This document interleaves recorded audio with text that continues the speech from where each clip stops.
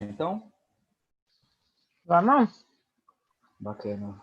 Bem, pessoal, primeiramente queria dar boa noite a todos, né, nosso público. Também agradecer muito as três professoras, nossas palestrantes que toparam estar aqui com a gente hoje para conversar sobre, acho que esse tema tão importante, né, que é a saúde mental nesse momento tão delicado, tão difícil do Covid. Queria agradecer em nome da Brand a Daniela, a Rossana, a Luciana, né, pela disponibilidade de estar aqui com a gente, né. Contar também um pouco para o público o que é a Brand, né, que é uma associação que vai completar agora, em setembro, 15 anos, né, ela foi fundada lá em 2005, e é uma associação multidisciplinar da área de drogas, que a gente tenta construir uma discussão ampla, interdisciplinar e científica sobre substâncias psicoativas, né. A mesa de hoje, ela é parte de um ciclo de webinários, né, começou lá no dia 21 de maio, com o tema de saúde mental, consumo e consumidores de drogas em tempos de pandemia, que a gente ficou curioso para saber como é que estava sendo a questão do uso de drogas nesse momento que a gente está em isolamento social, né, que a gente está tendo que lidar com uma série de dificuldades. No dia 22 de junho, a gente teve uma mesa também aqui online de educação sobre drogas, realidade e perspectivas no mundo em transformação, né, que a gente tentou pensar também esse desafio da educação e da educação para a prevenção do uso problemático de substâncias, nesse contexto que a gente está em isolamento social e que todas as atividades estão numa nova organização. E são duas atividades, né, esses dois webinários estão aqui no canal da IRA Eventos, né, junto também com uma mesa da Brand com a Reduc, né, então as pessoas que estão assistindo a gente, o webinário de hoje vai ficar gravado, ele vai ficar aqui disposto no canal da IRA, e se vocês também quiserem assistir, convido vocês a assistirem, os outros webinários da Brand, eles também estão aqui gravados nesse canal, é só vocês clicarem no Wiki da IRA e poderem assistir também. Bem, e por que a gente construiu esse webinário, né, depois dessas outras duas falas? Foi porque a gente sentiu que esse momento da pandemia é um momento que afeta a vida de um jeito radical, né, e a gente compreende que isso pode ter impactos no sofrimento psíquico, né. Então, a gente pensou como é que as políticas públicas, em especial a RAPS, né, as políticas de saúde mental, podem ser organizadas para esse momento da pandemia, mas a gente também pensou para os efeitos pós-pandemia, né? Então, os impactos da pandemia no sofrimento psíquico, eles vão de vários lugares, né? Eles vão desde o medo da gente poder ter a doença, de contaminar os outros, de morrer, mas também tem as dificuldades de luto daquelas pessoas que faleceram e a gente não pode enterrar, né? Acho que é um cenário de grande incerteza, de insegurança e que muda muito o nosso cotidiano. A gente não pode se aproximar das pessoas, a gente não pode abraçar, a gente não pode tocar, a gente não pode tomar um café ou uma cerveja, né? Então, é muito desafiador para quem se isola, consegue fazer quarentena, mas também especialmente difícil para quem não consegue se isolar, ou porque é um trabalhador essencial, e daí muitas pessoas da limpeza, da saúde, né, estão nessas funções, ou porque não tem condições materiais de vida e de trabalho que permitem, né? Então, o modo como cada sociedade vai sendo afetada e reage à pandemia é complexo e passa por vários níveis da sua organização, né, tanto simbólicas quanto materiais. E, bem, acho que o Brasil ele vive essa situação um tanto distópica, né? Assim, em 2017, 3 anos atrás, alguém falasse que a gente ia ter uma epidemia dessas proporções, né, dessa magnitude, acho que várias pessoas iam duvidar. Agora, se a gente falasse que a gente ia ter a pior crise sanitária dos últimos 100 anos, sendo governado pelo Jair Messias Bolsonaro, eu acho que todo mundo ia achar que ia ser um pesadelo sem nenhum fundamento com a realidade, né? E acho que isso cria um cenário muito peculiar, né, em que algumas semanas a crise institucional do governo ocupa a primeira página dos jornais, né, e a maior parte da nossa atenção também preocupando a gente, ao mesmo tempo que o país passa por uma pandemia que mata mais de 1.000 pessoas por dia há semanas, né? É uma infelicidade que talvez só os Estados Unidos compartilhe com os escândalos do Trump, né? E tem essa situação curiosa que o Brasil, Estados Unidos e Inglaterra são países com líderes de perfil muito semelhante, né? O Trump, o Boris Johnson, e o Bolsonaro, e que são os países com o maior número de mortes pela Covid. O horizonte desse pesadelo, acho que quase que dá para chamar de pesadelo, também cresce quando a gente olha para o futuro e a gente vê que se anuncia uma crise violenta econômica, né? Pior desde a Grande Depressão, segundo a FMI, né? E hoje saiu uma notícia bastante alarmante também, que o crescimento do PIB desabou 32% no segundo semestre, a pior queda da história, né? Então, a gente também teve a maior economia do mundo, uma das piores quedas da história. Né? Em meio a essa crise que a gente está vivendo, então, essa furiosa tempestade do Covid, né? Onde cada um está num barco meio diferente, mais ou menos exposto à chuva, o que está no horizonte não é um céu muito limpinho, mas algumas nuvens cinzas que parecem bem carregadas, né? E acho que, só para não me alongar, o que tange, acho que o específico da saúde mental, a gente teve, acho que, duas vivências nos últimos dias bastante preocupantes, né? Acho que, primeiro, a Resolução 3, de 24 de junho desse ano, do CONAD, né? Que prevê a internação de adolescentes em comunidades terapêuticas, né? Um retrocesso tremendo e terrível. E na mesma semana a gente teve uma fala muito infeliz do Quirino Cordeiro, né, o secretário de Cuidados e Prevenção de Drogas do Ministério da Cidadania, falando que a liberação da maconha seria uma estratégia de implementação do socialismo, uma estratégia gramsciana, né, uma coisa bastante difícil, vindo de uma figura de autoridade pública num cargo tão importante quanto ele. Acho que não condiz com as responsabilidades que ele deveria ter, né? Mas não vou me alongar, gostaria agora de chamar a nossa primeira palestrante, a professora Rosana Teresa Onoto Campos, que é médica e psicanalista, né? Ela possui graduação em Ciências Médicas pela Universidade de Rosário, na Argentina, fez residência em Medicina Interna pela UNR, especialização no Technion Instituto em Israel e mestrando e doutoranda de saúde coletiva pela Universidade Estadual de Campinas, a Unicamp, onde ela também é livre docente, né? Desde 2004, ela é professora RD e IDP da Faculdade de Saúde Médica da Unicamp. Ela coordenou o programa de pós-graduação da FCM e também a comissão de pós-graduação da FCM aqui na Unicamp, né? Ela atualmente é professora visiting do Departamento de Psiquiatria da Universidade de Yale, foi assessora da Política Nacional de Imunização e da Coordenação Nacional de Saúde Mental do Ministério da Saúde, participa ativamente da formação de médicos e é coordenadora do programa de residência multiprofissional em saúde mental e saúde coletiva, onde eu tive o privilégio de ser supervisionado por ela. Coordena um grupo de pesquisa em saúde coletiva e saúde mental, interfaces, desde 2003. Vou passar agora a palavra para a professora, seja muito bem-vinda e obrigado pela sua participação, Rosana. Obrigada, André. Eu que agradeço, né, o convite, a oportunidade de estar aqui com essas duas professoras incríveis e da gente poder compartilhar um pouquinho. Eu vou centrar um pouco a minha fala, assim, porque o meu trabalho do nosso grupo de pesquisa tem sido sempre focado para a RAS na sua integralidade, não especificamente especializado na temática de álcool e drogas. Então, acho que é até bom eu começar, porque eu vou fazer um panorama um pouco mais geral de como nos pega a pandemia, em que momento estamos e que isso coloca de desafio para nós, né, dentro da nossa rede de atenção psicossocial. E aí acho que depois a Luciana e a Daniela conseguem especificar algumas questões do problema com álcool e drogas, né?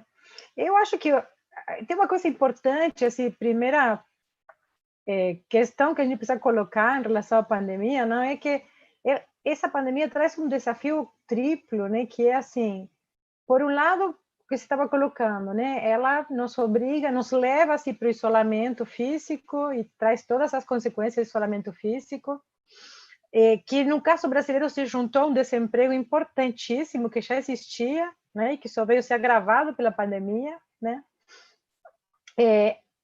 A própria assistência à pandemia desestruturou completamente as linhas de cuidado, e eu vou voltar sobre isso mais à frente na minha fala. E a gente estava vivendo, já vínhamos vivendo, né, um processo de ataque, de sucateamento e de desestruturação da política pública desde 2016.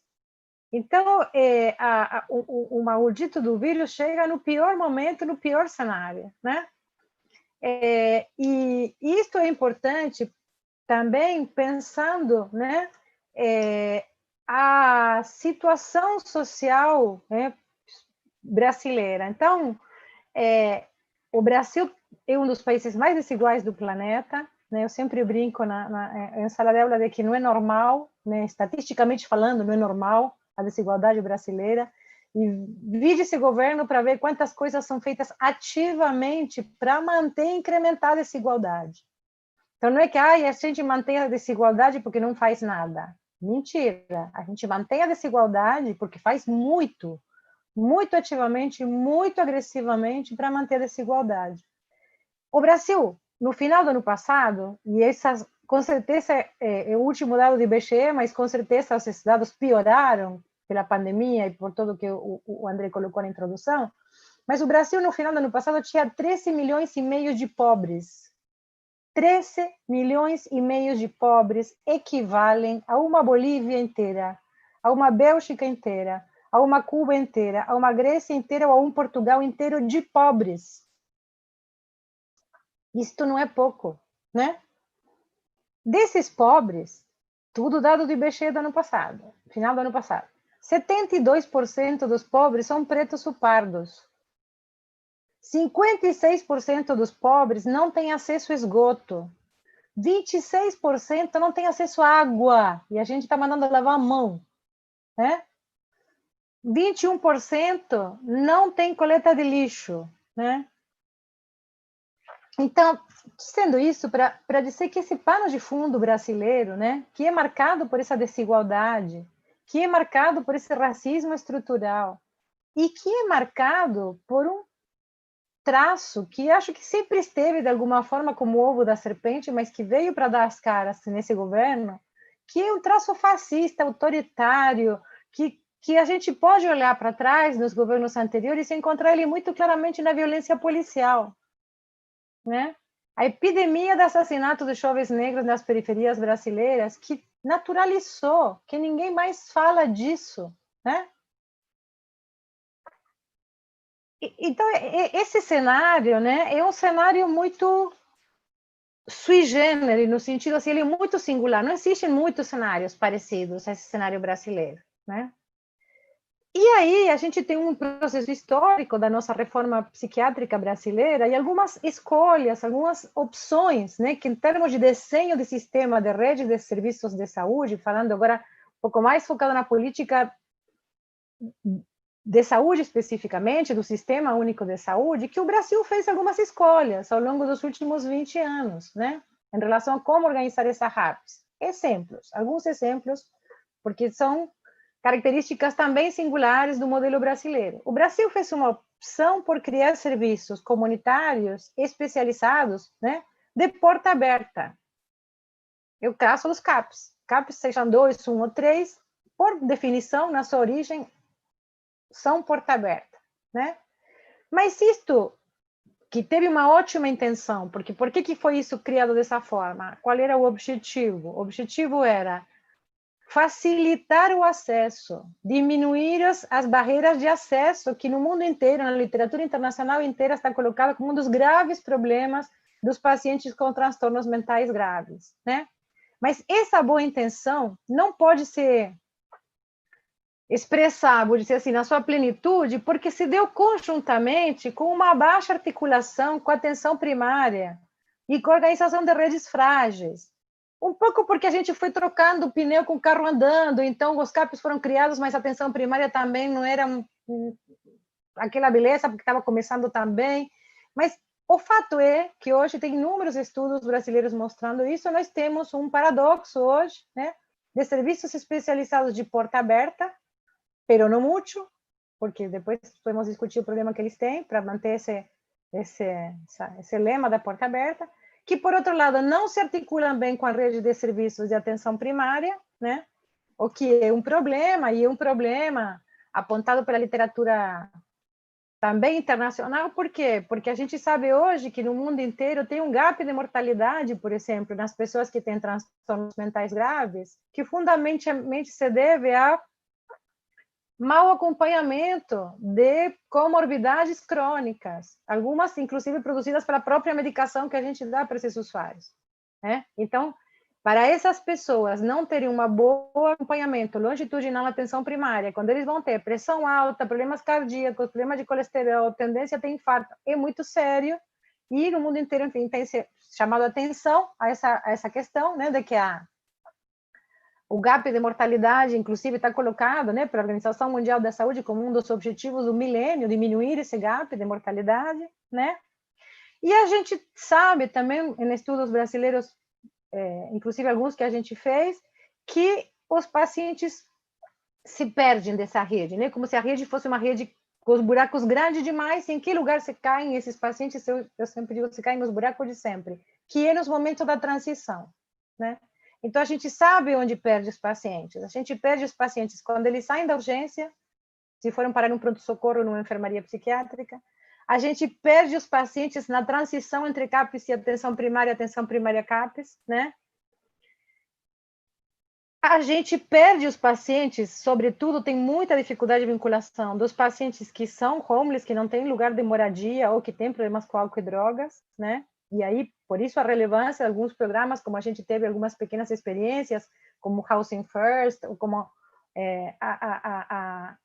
a estratégia específica de acolhida dessas pessoas tem que ser outras, e paradoxo do modelo brasileiro que começou a ofertar para essas pessoas comunidades terapêuticas religiosas, que nada mais são, né, que reedições do velho, né, e vituperado manicômio. Então, é importante entender isso, porque isso coloca alguns desafios, né, para a gente pensar o que a gente pode tentar fazer nesta situação dramática, né, que eu acho que não dá mais para dizer que, assim, é óbvio que é um ato genocida desse governo, é óbvio que isto é, sim, gente necropolítica, estão tentando exterminar os pobres, os negros, os periféricos, né, os índios.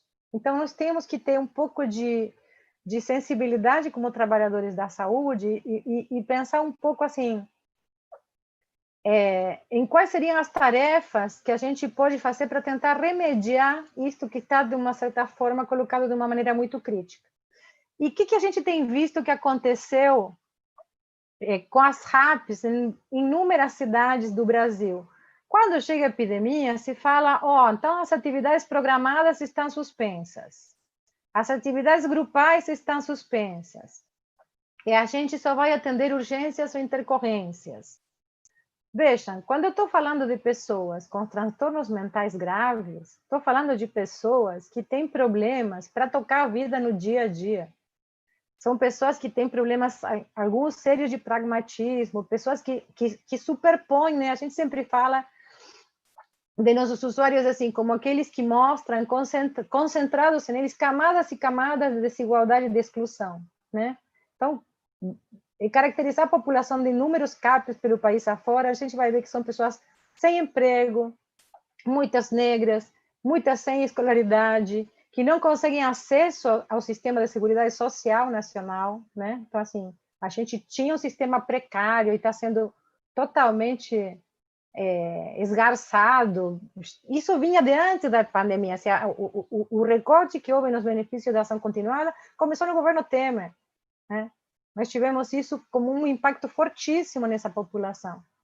E aí, o que eu quero chamar a atenção é que a gente precisa, e aí acho que nós, trabalhadores da saúde mental, temos um papel relevante no que na língua inglesa eles chamam de advocacy, né? Que é isso de defender o outro, né? Representar um pouco, tomada da palavra e a fala no sentido de se solidarizar. É claro que a gente tem que tomar cuidado, mas, por exemplo, uma coisa era fechar essas atividades dos serviços quando a gente imaginava uma epidemia que ia durar 1 mês ou 2. Nós levamos 5 e continuam morrendo 1.000 pessoas por dia e não tem perspectiva de cair. E no meio disso, vejam que paradoxo que nós habitamos em termos da saúde mental. Muitos CAPs, não estou dizendo todos, porque obviamente não sei, mas muitos CAPs pelo país afora, restringiram inúmeras atividades programadas e mantiveram consulta psiquiátrica. Então, no momento que as pessoas precisam de maior interação, e o que caracteriza uma das riquezas do modelo brasileiro é a multiprofissionalidade, é a gente ter conseguido montar serviços comunitários que são fortemente assentados no trabalho de equipe multiprofissional. E aí, de repente, a gente retira isto e oferece só, venha para trocar uma receita, ou Não, a mesma receita que durava 3 meses, agora vai durar 6. Mas será que a pessoa só precisa isso? Não estou dizendo que não precise, muitos precisam, mas será que isso é suficiente? Né? Será que isto é o que vai permitir que a gente não perca esses pacientes nesses esgarçamentos da rede que estou falando, né? Então, o que a gente vê, por exemplo, na atenção básica, também em diferentes lugares? Primária dá conta, parte intercorrente, mental comum, menos grave, de depressões. Todas essas pessoas também que têm inúmeros grupos, atividades que acontecem nos centros de saúde pelo país afora, foram suspensas, com razão, né? No primeiro momento. Mas não dá para manter mais de 4, 5 meses essas pessoas sem a gente fazer buscas ativas dessas pessoas, sem a gente saber como essas pessoas estão, sem a gente ir, de alguma forma, tentando manter essa ligação dessas pessoas, né? A gente tem aqui em Campinas feito um esforço em algumas vezes que nosso programa de residência está, em que a própria residência ofertou esse tipo de estímulo à equipe, né? Não, então vamos ver quem eram as pessoas que vinham, vamos ligar um por um, ver como estão. E tem se mostrado muito importante, muito valioso. O retorno que as pessoas dão é muito importante. Então, estou chamando a atenção para dizer que há o que fazer. Nós podemos fazer algumas coisas, ainda que não possamos fazer tudo que a gente gostaria de fazer. E eu acho que a hora é de fazer, nós temos que fazer.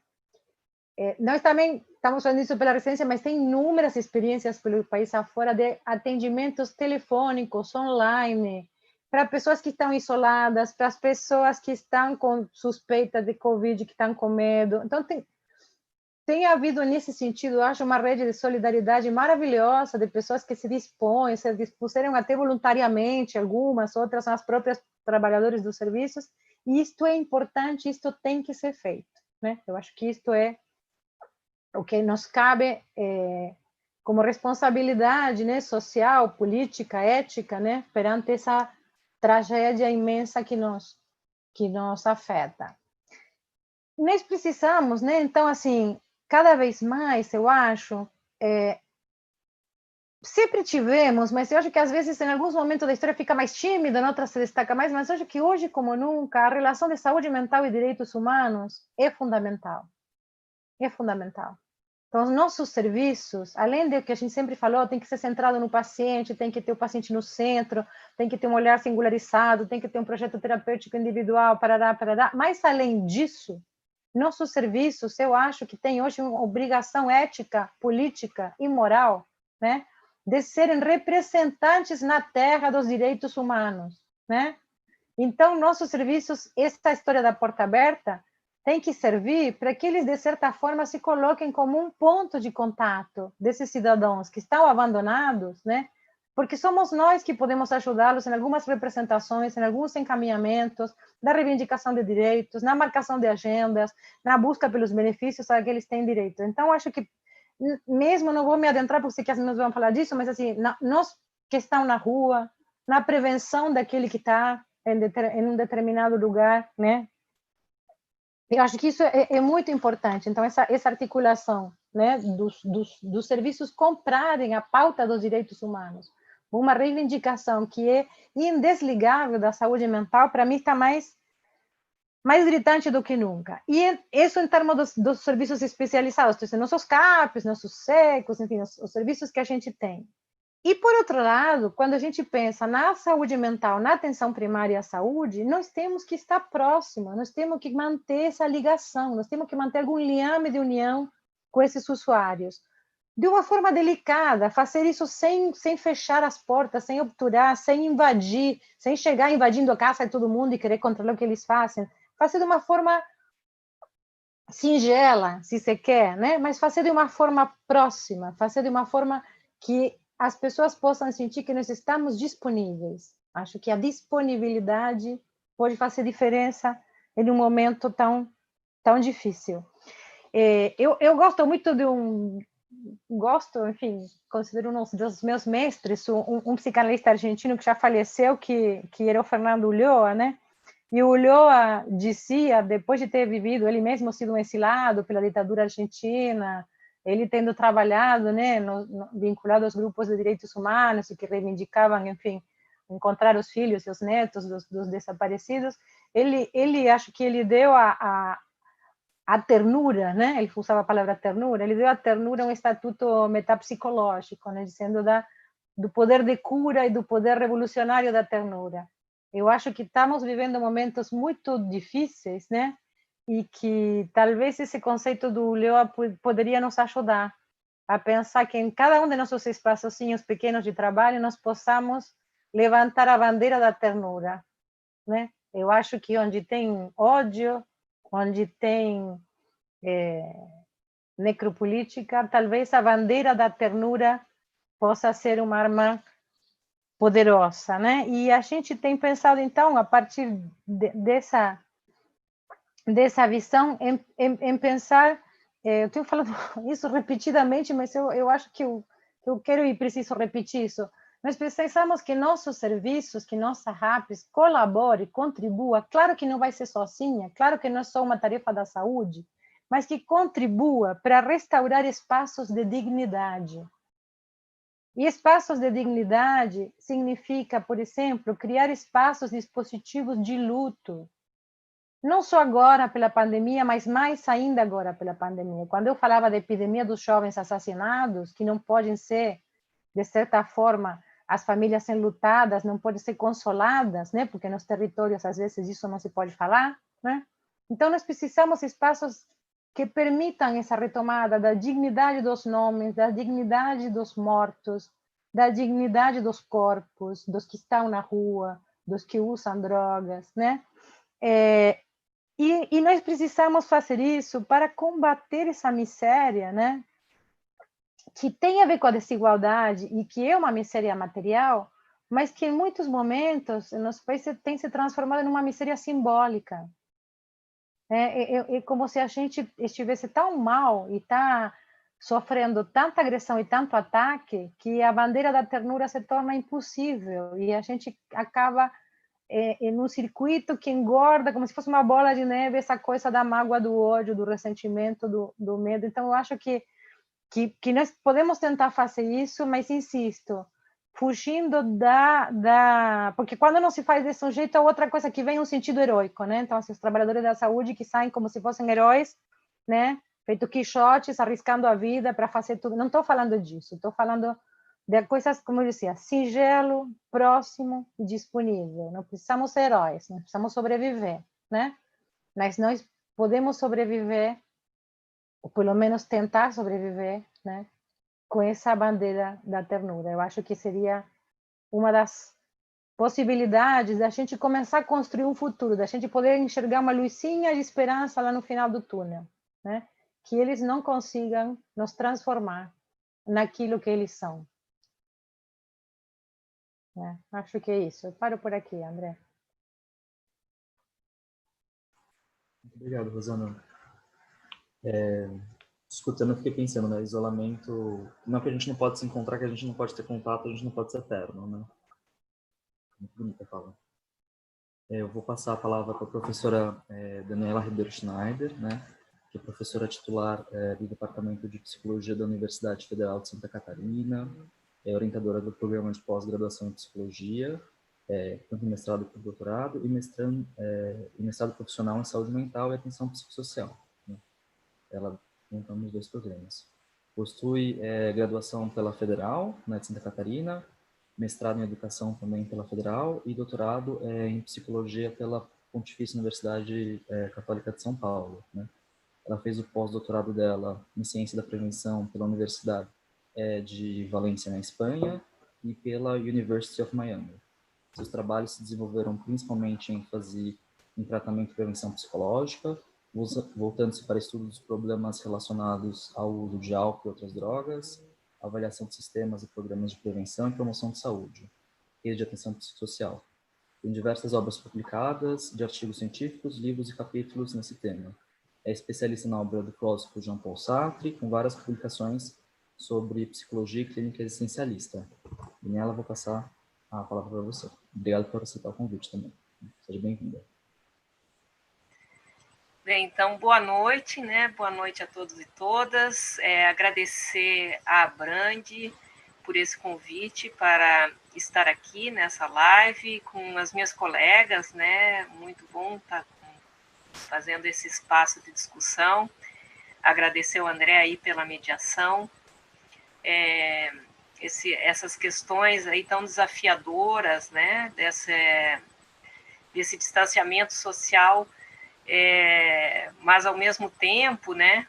O Nery que reflete sobre isso, esse afastamento não é um isolamento, né?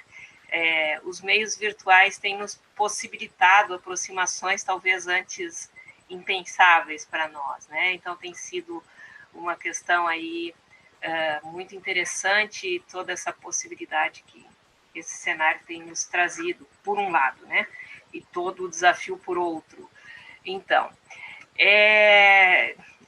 eu acho que a Rosana já, de certa forma, introduziu muito bem, né, o tema.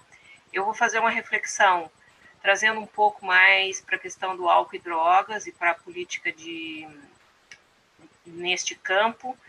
E eu tenho uma apresentação que eu vou compartilhar com vocês, porque, bem, me ajuda a me organizar no tempo também, né? Então, vou aqui compartilhar com vocês uma apresentação em que eu vou me guiar um pouco para pensar essa questão. Então, vamos ver aqui, deixa eu pôr a apresentação aqui, ok. Bem, então, eu acho que já foi falado, não vou me deter muito, em todas as questões que a pandemia traz para nós. E passando por toda uma dimensão de um aumento da vulnerabilização psicossocial de todas as pessoas, né? Todo esse cenário tem aumentado a ansiedade, insegurança, medo, depressão, principalmente pela todo o envolvimento da questão do luto, já foi falado, agora, principalmente para as pessoas que estão em maior situação de vulnerabilidade social. Então, esse cenário é um cenário que tem aumentado essas questões de ordem emocional, psicopatológica. Só um minutinho.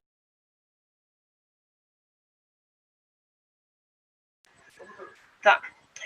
Então, eu queria trazer para vocês essa questão de algumas pesquisas que têm sido realizadas, falando da relação do uso de álcool e drogas e a situação da pandemia, para a gente se localizar um pouco. Então, essa pesquisa que está aqui na tela é uma pesquisa da Fiocruz, realizada no mês de abril, início de maio, e esta pesquisa mostra uma questão da presença, de um aumento, né, das questões da tristeza, também da questão da ansiedade, mas o que é interessante, né, a pensar é um pouco de que neste período há um aumento no consumo de bebidas alcoólicas. Então, há quando você pergunta se as pessoas passaram a beber mais durante a pandemia, 18% das pessoas falam que sim, que passaram a beber mais. Mas o interessante é a relação disso com a condição emocional, porque as pessoas que mais passaram a beber, e isso está aqui nesse slide, são as pessoas que muitas vezes ou sempre acabaram experimentando tristeza, depressão, ansiedade. Então, uma clara relação entre essa mudança contextual que a pandemia traz trazendo essa questão da ansiedade e o quanto que isso produz, então, essa situação. Essa é uma pesquisa internacional, e essa pesquisa internacional também mostra a mesma coisa. Os mesmos 18% brasileiros são os 18%, essa é uma pesquisa do Canadá, e se a gente for verificar, tem uma relação com tédio, as pessoas que responderam que aumentou o consumo, tem uma relação com a questão do tédio, do estresse, da solidão.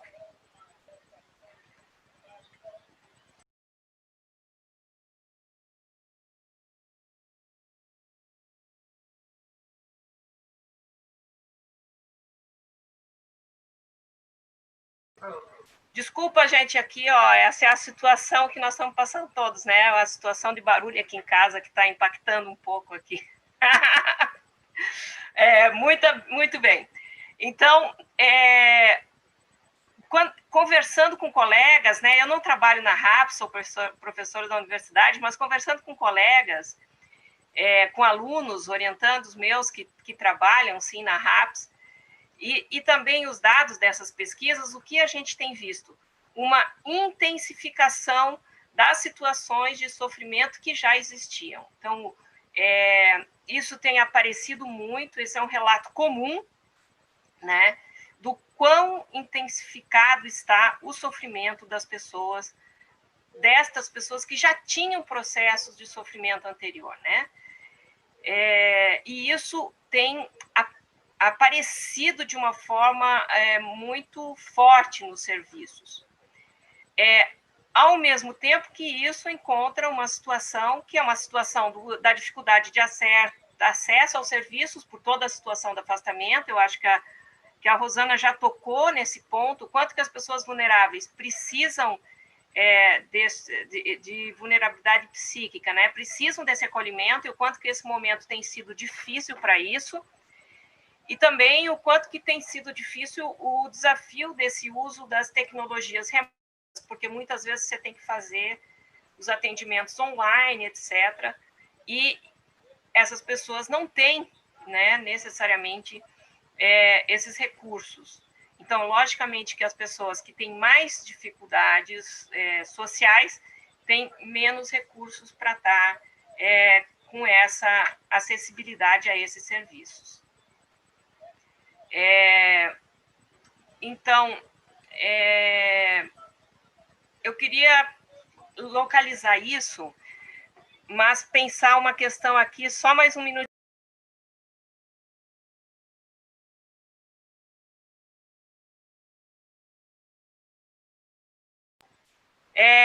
Muito bem. Então, o que eu queria pensar com vocês? Enquanto a população intensifica seu sofrimento no contexto da pandemia, o que tem acontecido com o nosso governo federal, com aqueles que são os definidores da política, né? Com aqueles que pensam ou deveriam pensar o bem-estar da população? Eles, usando palavras dos nossos ministros, passam boi, passam boiada, né? E aí que a questão é forte, né? Porque, além de toda a situação da pandemia, e isso já foi falado aqui também pelo próprio André e Rosana, essa situação do que se faz em termos de política pública só agrava a situação dada pelo vírus, né? Então, falando especificamente da política pública sobre drogas, o Brasil se encontra na contramão do mundo naquilo que se refere às prerrogativas da política. E, recentemente, então, semana passada, essa semana, tem uma das questões que já foi falada pelo André também, que é a questão de que hoje a Organização Mundial da Saúde tem discutido a questão da retirada da maconha, das drogas pesadas, né? retirando este item, né? Porque, na verdade, tem toda uma discussão de que ela não causa dependência e também a discussão do uso medicinal da maconha, mas o nosso governo já tem uma posição sobre isso, sendo contrária a essa resolução, e mais do que isso, dizendo que quem defende isso é comunista, né? Então, com uma total mistura entre ciência e uma banalização da política, né? E um mau uso da política, vamos dizer assim, né? Além disso, eles trazem ao cenário, né, com todas as transformações que começaram já pós o golpe dado com o impeachment da Dilma, né, em 2016. A partir daí, já se começa uma mudança radical do modelo, antes que a Rosana já tinha situado muito bem, né? E a volta daquilo que a gente chama, então, do modelo manicomial, que é o modelo que se sustenta em internação e isolamento, né? E aí queria, depois, ao final, vou fazer uma reflexão sobre essa questão do isolamento social. Então, esses estudos, então, nos mostram que eles estão na contramão na medida em que retomam um modelo que já tem grandes estudos que mostram a sua ineficácia, né? Então, até aqui do lado, eu coloquei um estudo, uma revisão sistemática, falando sobre a efetividade da internação compulsória de usuários de droga, e esse estudo mostra o quanto que é completamente falho os resultados desta internação compulsória, né? Então, tem aí, quem quiser dar uma olhada nesse estudo, né? E o quanto que qualquer um que está nos serviços sabem que quando a gente tem como meta única a abstinência, não que a abstinência não possa ser uma meta para determinados casos, né? Estamos falando aqui como meta única, meta a priori, que na verdade uma meta a priori que muito mais exclui as pessoas do serviço do que as acolhe, né? Naquilo que é a condição básica das pessoas que têm dependência de drogas, que é o fato de não conseguir interromper esse uso, isso é critério para a definição da dependência. Então, quando você põe uma abstinência como condição para a entrada ao serviço, você, na verdade, tira as pessoas desse acesso ao cuidado, né? Então, a gente sabe que há um grande círculo vicioso aí dessas pessoas, né? Então, assim, a grande questão que a gente tem que se colocar e que eu gostaria de falar aqui com vocês é por que essa perspectiva que vamos chamar aqui de conservadora, ontem nós, da ABRAPEP, Associação Brasileira de Pesquisa e Prevenção e Promoção de Saúde, nós fizemos uma reflexão sobre o conservadorismo, né, da população brasileira. E o governo que está aí representa esse pensamento conservador. Então, por que eles insistem nessa lógica, que já se tem estudos, etc., que mostram que não tem eficácia, né? Por que eles têm tanto medo, assim, da liberdade e precisa o trancafiamento, né? O que está em jogo aqui, né? Porque voltar com a dimensão da guerra às drogas, né? Que a própria OMS já está discutindo, né? O quanto que isso é falho, né? E já tem discutido que nós temos que sair dos modelos de coerção para os modelos de coesão, que a coesão social é que produz proteção, né? Então, por que se insiste nisso? Por que essa retomada? Então, é isso um pouco que eu queria. O que de verdade está em jogo para o retrocesso acontecer? Por que voltam as forças conservadoras? Porque a maioria da sociedade brasileira aposta neste projeto político. E aí, a live ontem da ABRAPEP discute muito isso, né? O quanto que o conservadorismo está no DNA do brasileiro, vamos dizer, de uma boa parte dos brasileiros, né? E isso tem a ver com uma lógica moral, com uma lógica que é baseada no medo e uma série de coisas que ontem nós analisamos. Mas eu queria, então, trazer uma reflexão baseada no materialismo histórico dialético, justamente para trazer a ciência, esta ciência que se chama materialismo histórico dialético, e para sair dessa banalização do que se chama de comunismo ou socialismo, né? Usando até uma reflexão que o próprio Sartre traz, dizendo que o materialismo histórico dialético é insuperável no nosso tempo. Por que ele é insuperável? Porque, na verdade, ele vai denunciar as estruturas do sistema capitalista que ainda estamos nele e cada vez mais fortes, né? Esse sistema se renova, né? Então, eu vou usar esse modelo para a gente discutir aqui, para justamente não banalizar essa questão, porque hoje ser crítico do Bolsonaro é ser comunista, ser crítico agora do Quirino também é ser comunista, né? Então, é uma absoluta banalização desse sentido. Então, eu queria refletir com vocês, assim, que quando a gente trabalha na noção materialista histórica, a gente vai trabalhar com a noção de infraestrutura e superestrutura, como se fosse uma casa, né? A infraestrutura são os alicerces, aquilo que sustenta, e a superestrutura, a casa que aparece, que é construída, né? Como ela se mostra, né? Então, usando essa lógica aí, né? O materialismo vai discutir que há uma discussão que sustenta todo a nossa realidade, né? Que é a infraestrutura com base material, as forças produtivas, relações sociais de produção, e há uma superestrutura, que é o que se chama do topo ideológico, que passa, então, pelo mundo da política, pelo mundo jurídico, pelo mundo cultural, pelas instituições e pelas maneiras de ser, pensar e agir. Ou seja, desde a dimensão macro até a dimensão micro das experiências subjetivas dos sujeitos, né?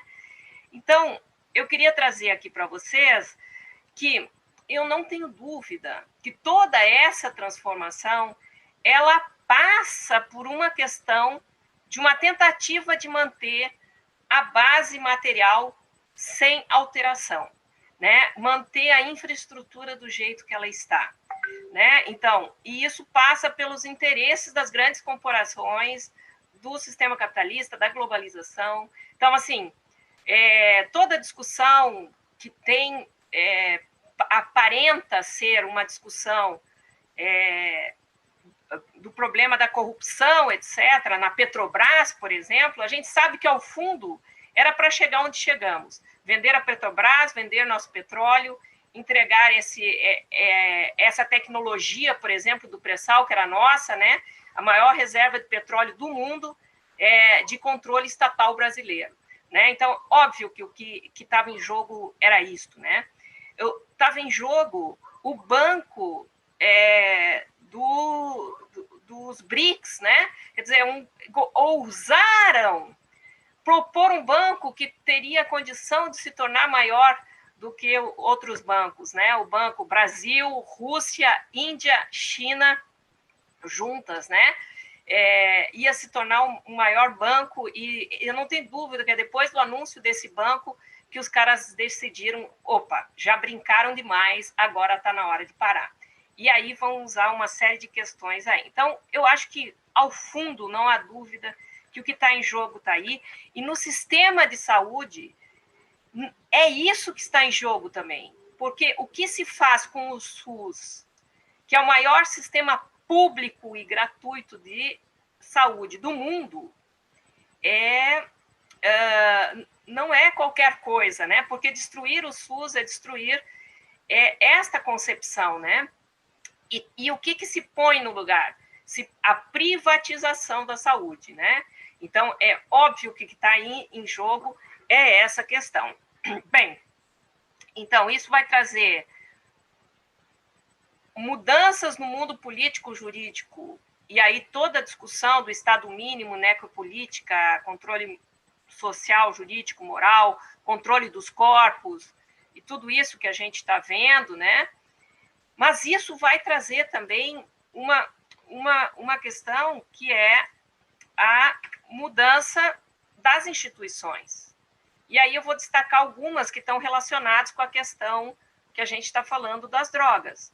A questão da religião, que, de certa forma, está perpassando toda essa discussão das drogas hoje, porque são as instituições que propõem o cuidado, né, através das comunidades terapêuticas, mas, de certa forma, tem toda uma discussão aí de como essa questão da religião hoje se põe nas comunidades onde há tráfico de drogas, etc. Então, essa questão é muito complexa, nem vale a pena entrar, porque ela é realmente muito complexa. E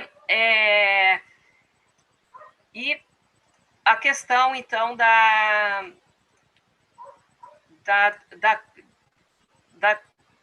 mídia, que a gente sabe que também é bem complicada, né?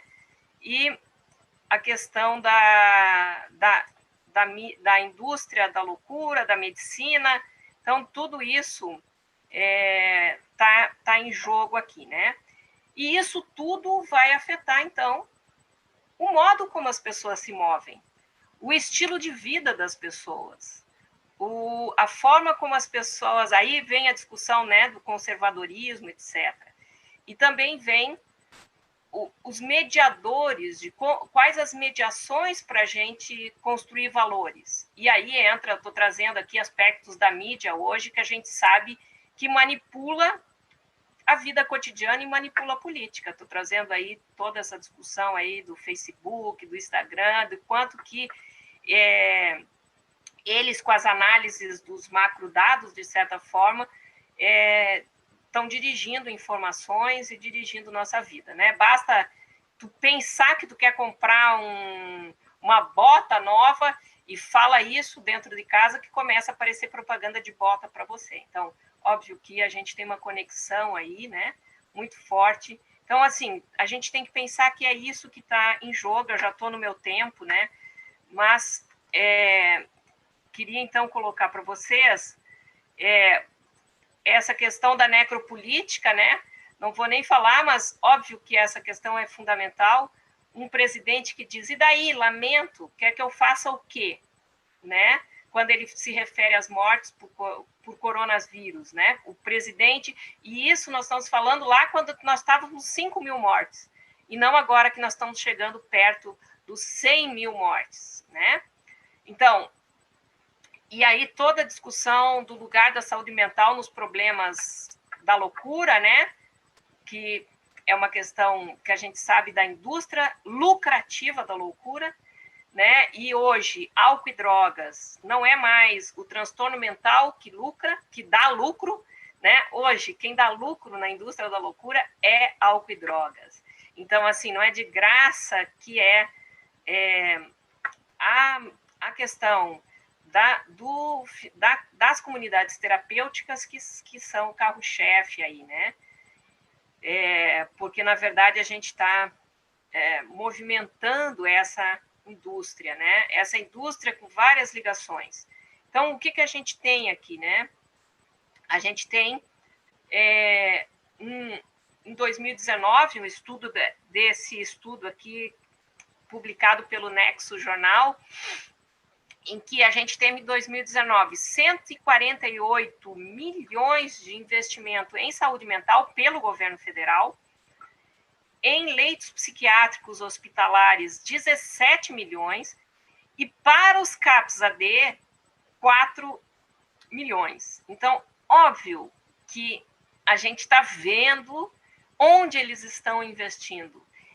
O dado do financiamento nos mostra que tipo de serviço se quer, né? E nos mostra a lógica, que é essa lógica do isolamento, da internação e tudo mais, né? Então, cada vez mais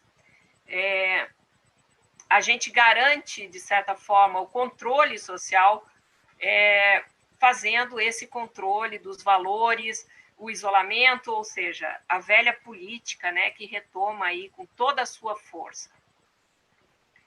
Então, para finalizar, eu queria trazer algumas reflexões aí, voltando para a situação do Covid. A gente sabe que as melhores respostas para o tratamento desta situação têm sido quando se sustenta na ciência com efetividade. E os países que têm adotado políticas baseadas na ciência são os que têm tido menor contaminação, menor número de mortes, etc. Então, que tem produzido, de fato, um afastamento social que garanta, né, a vida das pessoas, né? Então, deixar as pessoas morrer é aquilo que é a necropolítica que está por trás desse jogo, né? Então, queria pegar uma reflexão, que até é um colega meu do GT da Ampep, de Drogas e Sociedade, o Pedro Antunes da Costa, que ele traz essa reflexão, eu vou usá-lo aqui, que é a gente pensar um pouco essa questão do afastamento social que a gente tem vivido na situação de pandemia, né? Então, as pessoas não estão conseguindo permanecer em afastamento social. Algumas porque tem que trabalhar, outras porque não consegue ficar em isolamento mesmo, né? Então, eu moro aqui em Florianópolis, num bairro turístico, e no fim de semana é uma loucura. As pessoas querem vir, as pessoas vêm aqui bater, porque é o pôr do sol mais bonito de Florianópolis, e as pessoas vêm para cá e fazem aglomerações, e aí, né? Então, assim, há uma questão de que o afastamento social, ele é uma coisa que é sofrida para todo mundo, esteja bem ou esteja mal. Agora, vamos pensar o que é o isolamento para alguém que já está em processo de sofrimento e que vem se agravando mais ainda com essa situação. Então, vou ler essa frase aí do Pedro, né? Ele fala assim: se com a pandemia a necessidade de isolamento não passível de ser executado por muitos em função das condições de vida, quem tem que trabalhar, quem não pode largar emprego, essas coisas, aumenta-se o sofrimento, demonstrando a incompatibilidade com a condição de ser humano enquanto ser social, por que defendê-la como um método de cuidado? Então, se as pessoas não estão suportando estar isoladas, por que essas pessoas se outorgam o direito de dizer que quem tem problema com droga, quem tem transtorno mental, deve estar isolada, né? Então, a gente sabe que o isolamento é totalmente contraproducente e ele aumenta o sofrimento psíquico, né? E aí é que a gente tem que pensar a liberdade como a condição fundamental, né? Eu gostei muito, né? A Rosana trouxe a questão da ternura, né? A questão da ternura, a questão da fraternidade. E a ternura, a fraternidade, a solidariedade só há se o sujeito se experimenta livre, né? Então, a liberdade tem que ser o sentido. E a pessoa que está em sofrimento, ela ter a possibilidade de um cuidado em liberdade, é de outra ordem terapêutica do que torná-la em isolamento, que isso é totalmente iatrogênico, né? Então, para fechar, é óbvio que a gente tem que fazer mudanças infraestruturais, a gente sabe que as questões são mais profundas, que passam por essa questão do sistema em que a gente vive, né? Mas essas são muito mais difíceis, né? Então, a gente tem que pensar mesmo em mudanças superestruturais aí, né? E aí a luta pela qualificação do SUS, da RAPS, que a gente sabe que tem dificuldades para se manter, né?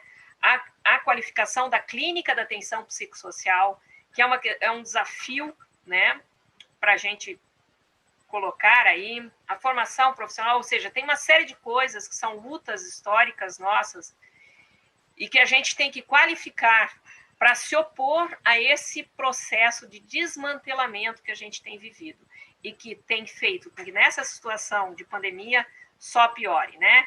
Então, para dizer isso, né, eu coloquei essa modelinho ali, né? Saber usar essa máscara nas próximas eleições, milhões de vidas serão salvas, né? Então é isso aí. fica o recado, né? E obrigado pelo espaço e por estar aqui compartilhando esse momento. Muito obrigado, Daniela. Né, te escutando, eu fiquei lembrando daquele mote do movimento da luta antimanicomial, que é a liberdade terapêutica, né? Acho que tem muito a ver com isso, né? Isso que você falou, parece que os conservadores têm um medo da liberdade, né? E vai que esse pessoal quer fazer alguma coisa diferente do que eu quero, né? Exatamente. Vou chamar agora a Luciana, né? A Luciana é terapeuta ocupacional pela PUCamp, especialista em saúde pública, mestrando e doutora em saúde coletiva pela FCM da Unicamp, é professora do Departamento de Políticas Públicas e Saúde Coletiva da Universidade Federal de São Paulo, da Baixada Santista, líder do grupo de pesquisa e extensão Diverso, sobre as temáticas de saúde mental, redução de danos e direitos humanos, e presidente do Conselho Municipal de Política sobre Drogas de Santos. Luciana, queria te agradecer a disponibilidade de estar aqui com a gente, né? Vou passar a palavra para você. Muito obrigado por ter topado o convite. Obrigada, André. Boa noite. Boa noite, Daniela, Rosana.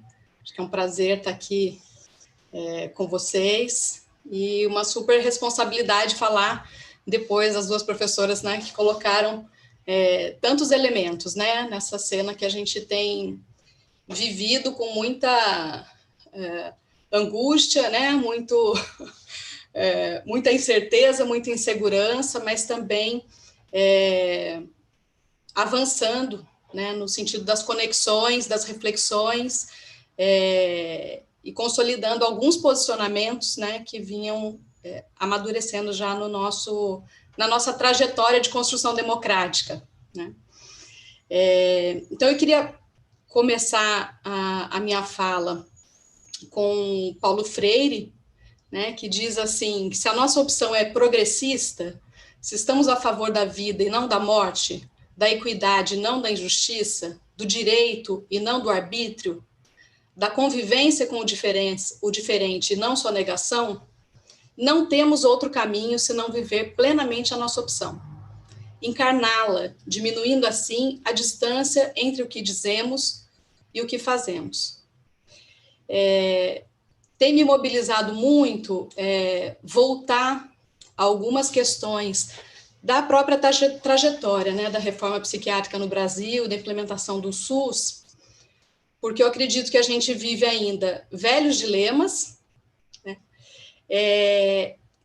e que muitas vezes, com não tanta clareza, né, de que algumas questões já eram questões antes da pandemia. Então, acho que é importante dizer que cada fala se posiciona a partir, né, do lugar que ocupa, né, da história que constrói, e acho que a gente precisa apontar também os nossos conflitos de interesse, né? A gente tem ouvido muitas discussões e muitos posicionamentos que, em nome da ciência, têm sustentado aberrações e atrocidades, né? E acho importante a gente dizer que, muitas vezes, os nossos posicionamentos não são hegemônicos, principalmente nesse momento histórico, né, nesse momento no Brasil, mas deixar claro quais são as nossas concepções, quais são os nossos pontos de partida, quais são os nossos conflitos de interesse, né? Então, a minha fala vem a partir de uma experiência de 16 anos no SUS, né, e agora como docente numa universidade pública. Tenho insistido um pouco nisso, dos conflitos de interesse, da gente deixar explícitas as nossas concepções, porque acho que várias questões muito caras à reforma psiquiátrica e à reorganização das práticas de cuidado acabaram pegando alguns conceitos fundamentais, algumas práticas fundamentais, e foram capturadas como jargões, né? Vou dar um exemplo, que é o último 18 de maio desse ano, a gente tinha um monte de propaganda também das comunidades terapêuticas da federação, dizendo que a comunidade terapêutica é antimanicomial, por exemplo, né? E me lembro de vários hospitais psiquiátricos apresentarem para a gente projetos terapêuticos singulares.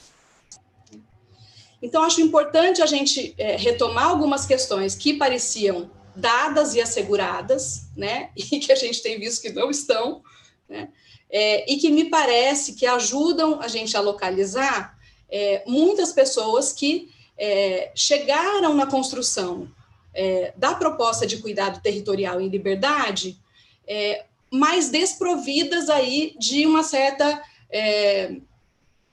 construção de por que a gente propõe as coisas desse modo e não de outro, né? E que acho que isso nos fragiliza enquanto rede de cuidado, né? Então, a minha fala vai partir de uma concepção de saúde enquanto direito universal e dever do Estado, não como uma mercadoria ou um consumo de procedimentos, né? Saúde como resultante de múltiplas determinações, né? E a saúde mental construída aí, entendida aí como um núcleo, um campo de conhecimento interdisciplinar e como uma das dimensões humanas. A atenção psicossocial, a partir dessa concepção, é a clínica ampliada da saúde mental, né? É um deslocamento, né, que se faz em relação a um cuidado estabelecido a partir da psiquiatria, né, e que vai propor um novo paradigma, o paradigma da atenção psicossocial, que vai problematizar a própria concepção do processo saúde-doença, o impacto que tem a organização, a relação entre as instituições e o impacto que tem a relação, de poder entre, né, as pessoas com transtornos mentais e os trabalhadores, né, e os técnicos, os especialistas. A atenção psicossocial, ela nos convoca a pensar, inclusive, os efeitos das nossas ações, né, enquanto em termos terapêuticos e em termos éticos. Então, esse paradigma da atenção psicossocial, ele vem para estabelecer uma superação do histórico de tratamento asilar e também do paradigma psiquiátrico que sustenta. É importante a gente posicionar, porque a gente tem visto a reformulação de toda a política de saúde mental no Brasil a partir de uma concepção da lógica psiquiátrica, a partir do paradigma da psiquiatria. Né? Então, é importante saber que há paradigmas em disputa, né? E que vão se sustentar e que vão lançar mão de valores, de estudos e de algumas evidências, né, que vão tentar estruturar uma proposta em cima de concepções distintas das concepções que nós apoiamos toda a construção de uma rede de atenção psicossocial. Então, apostando num processo de saúde e doença multideterminado, né, com territórios, contextos reais de vida como locus do tratamento, né? Então, superando a ideia do princípio de isolamento das pessoas para o seu cuidado, onde o objetivo do cuidado é a inserção social, a autonomia e a emancipação, e não a adaptação das pessoas a regras, inclusive regramentos institucionais, né, como avaliação de que se as pessoas estão melhorando ou não, né, se elas estão cumprindo as nossas ordens, obedecendo às nossas instituições, que valida os sujeitos como sujeitos de direito, e isso nos traz uma série de desafios, né, e que aposta também num cuidado multiprofissional e interdisciplinar para fazer jus a essa concepção. Então, eu me posiciono, né, como uma fechadora de hospícios, né, estou aqui ocupando esse lugar como uma fechadora de hospícios e organizadora de redes de cuidado territoriais em liberdade, e é desse lugar que eu falo, é com esse conflito de interesse, né, que eu me posiciono, entendendo que são muitos, né, para além dos muros, mas também com muros, os mecanismos de exercício aí de controle dos corpos e muitas vezes de defesa do Estado em detrimento dos direitos dos cidadãos. É importante isso porque muitas vezes nós, enquanto trabalhadores, enquanto operadores das políticas de Estado, podemos agir na defesa do Estado contra os direitos das pessoas.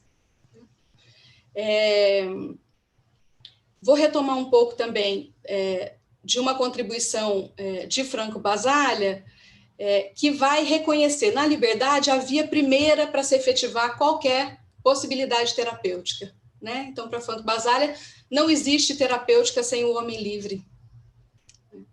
E é bastante impressionante como a questão da liberdade vem sendo tomada no discurso governamental como chacota, né? Como uma banalização do sofrimento das pessoas, né? Mas, na verdade, coloca o cuidado e coloca a função dos operadores de saúde mental, dos trabalhadores de saúde mental, né, esvaziados dessa responsabilidade que é estabelecer processos terapêuticos, né, que não são adestramento, arregramento e a normativas institucionais. Então, vou partir também das contribuições da psiquiatria democrática, que vão propor, para além da superação da psiquiatria clássica, né, que faz um enquadramento do sujeito e coloca o sujeito entre parênteses para cuidar de doença, né, o Basaglia vai nos propor que a gente faça também um movimento além do campo fenomenológico e existencialista, em direção a um campo social e politizado que traz uma série de consequências para a prática clínica, né, articulando os compromissos terapêuticos com as necessidades concretas da vida das pessoas, né? Então, por que esse cuidado precisa ser territorial e comunitário? Porque a gente precisa do território real para trabalhar com as necessidades reais das vidas das pessoas, né? Do contrário, se reproduz uma segregação que se justifica por si mesma, né? Se justifica na lógica da reinternação, né? E na lógica, inclusive, da busca pela institucionalização pelas próprias pessoas e aqueles que o cercam.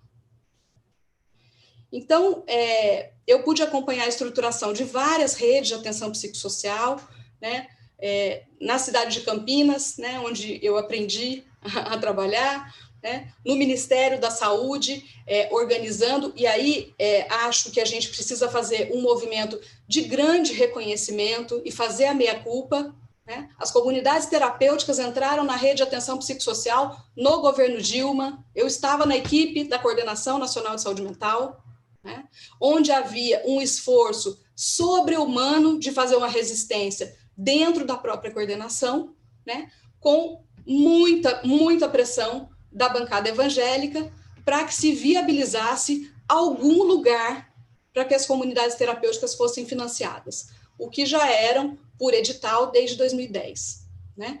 E a comunidade terapêutica entra na RAPS naquele momento, a regulação da saúde foi tão precisa que eles nunca conseguiram receber recurso pela saúde, pelo Ministério da Saúde, e tiveram que se deslocar para a secretaria, na época, a Senad, né, para que conseguisse se viabilizar fora do SUS o recebimento do recurso público, porque pelo regramento da saúde eles não conseguiam acessar esses recursos, né? E aí hoje nós temos comunidade terapêutica prevista no SUS, na Justiça e agora num grande esforço também para que entre na assistência social, já querendo estabelecer um mecanismo de lucro, né, com a própria repercussão da pandemia em relação às pessoas em situação de rua.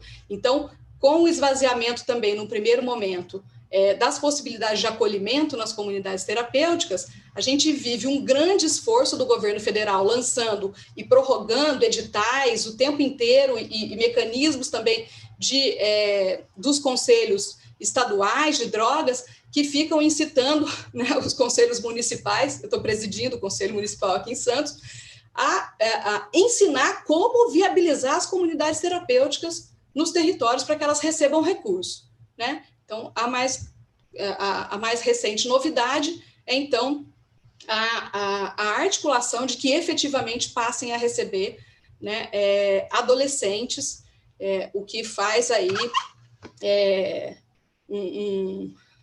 um plano, né, de violação de direitos assustador, né? Então, estamos propondo, né, ontem também, né, do secretário da Senaprev, sei lá agora qual o nome que chama, a secretaria, né, dizendo, então, que como os adolescentes, né, são vítimas de violência, usam drogas, tem a miséria, tem exploração sexual, então elas vão ser acolhidas em comunidades terapêuticas, né, lugares esses que são denunciados, né, por violação de direitos o tempo todo, e o que é propor, como forma de cuidado para adolescentes, uma instituição que se pauta na lógica do tratamento moral, onde o trabalho é uma questão central. Então, assim, é uma absoluta...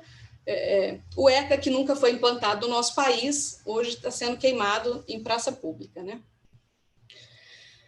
A pandemia, né? A pandemia é uma grande emergência, né, de importância mundial.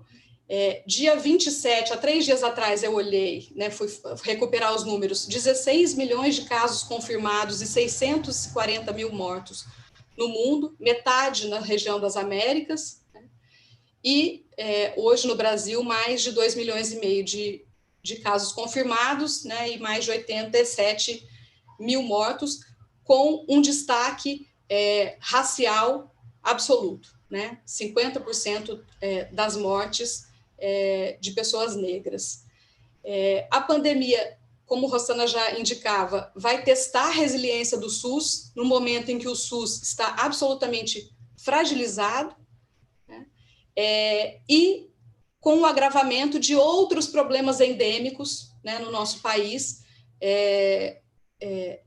de maneira fundamental a questão da violência, né, e outros agravos de saúde que precisariam ter, justamente na pandemia, a sua continuidade garantida e não recuada, né?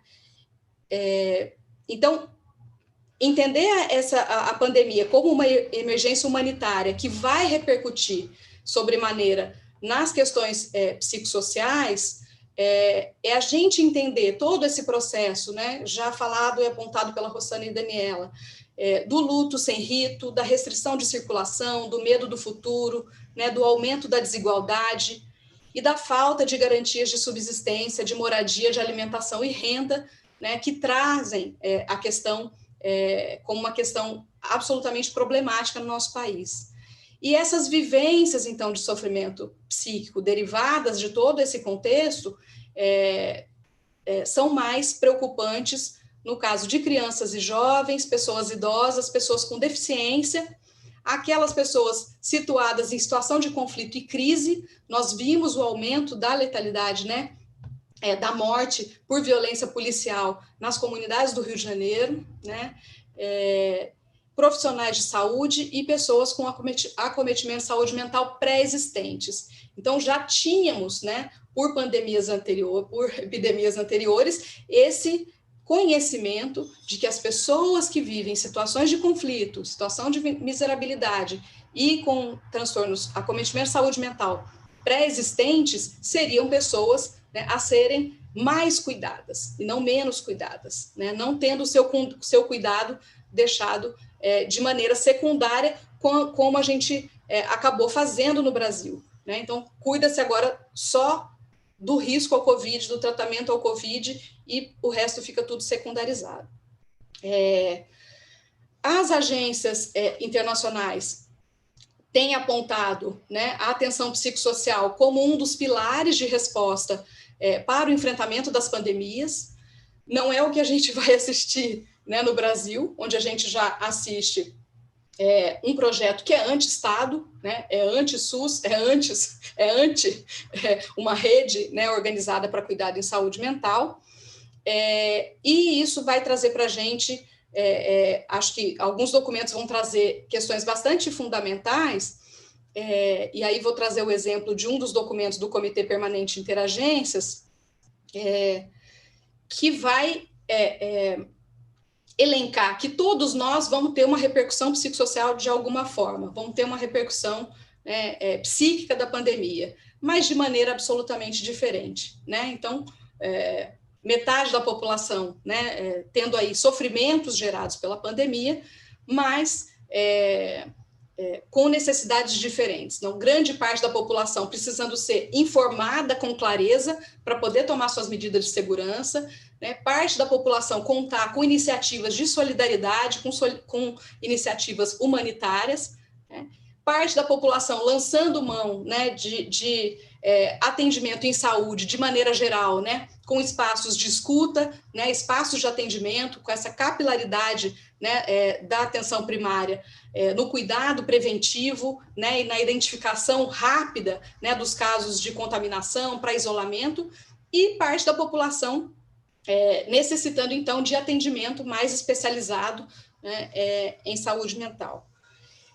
Então, se a gente for pensar o que é proposto, né, em relação como estratégias mais globais em relação à pandemia, no campo da atenção psicossocial, é a disponibilidade de diferentes, né, ofertas que consideram essa nossa distinta repercussão em relação à nossa saúde mental, e que a gente pudesse se basear em alguns princípios que eu vou elencar, que eu acho bastante importantes. O princípio de não prejudicar, né, é o que a gente tem visto sendo feito pelo próprio governo, promover direitos humanos e igualdade, usar abordagens que sejam participativas e basear-se nas capacidades e recursos disponíveis.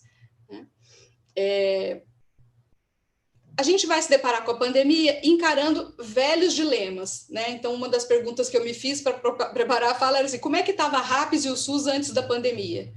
Né? Num subfinanciamento histórico, numa insuficiência de serviços, né, que vem agravada já pela lei de responsabilidade fiscal, né? Então, todo o mecanismo de terceirização do SUS, né, em nome de uma economicidade, de uma vantajosidade. Então, quem já foi gestor de saúde mental sabe dos processos de você ter que provar que a OS é mais barata que um serviço próprio, não sendo, porque senão você não consegue abrir serviço por conta da lei de responsabilidade fiscal, e aí você tem que dizer, não, contratar a OS é mais barato, você tem que montar processos administrativos dizendo isso, sabendo que não são. E muito agravados aí pela emenda constitucional 95.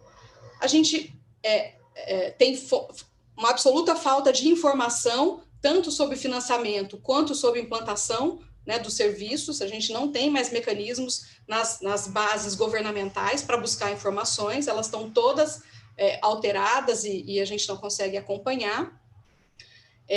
A tomada da política nacional por grandes interesses corporativos, numa agenda de absoluto, né, retrocesso, e num caminho para a rede de atenção psicossocial inverso, né, o que a Daniela também já colocou, a tudo que vem sendo proposto internacionalmente. Então, num caminho de hospitalização, num caminho de segregação e num caminho de fortalecimento aí do capital político e financeiro articulado ao poder religioso, que está também consumindo a laicidade do nosso Estado, né, de maneira bastante violenta.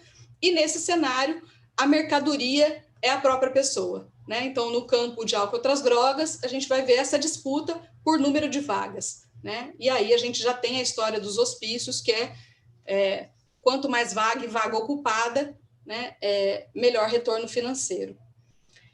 Além desses velhos dilemas, eu queria apontar uma história para se haver, né? Estou chamando assim a não incorporação de fato das temáticas raciais e de gênero e outras interseccionalidades na formulação das estratégias de cuidado, né? Nós não temos essas estratégias organizadas, são recentes, né, as estratégias inovadoras e o reconhecimento dos conhecimentos já acumulados, né, para fazer jus, né, a incorporação dessas estratégias como centrais à organização de cuidados que reconheçam as reais necessidades da nossa população, né? E a RAPS na pandemia faz, com toda essa fragilidade, um certo recuo inicial, sendo considerado um equipamento, né, os CAPs, mesmo a atenção básica, equipamentos secundários no combate à pandemia, né, o que é um equívoco absoluto.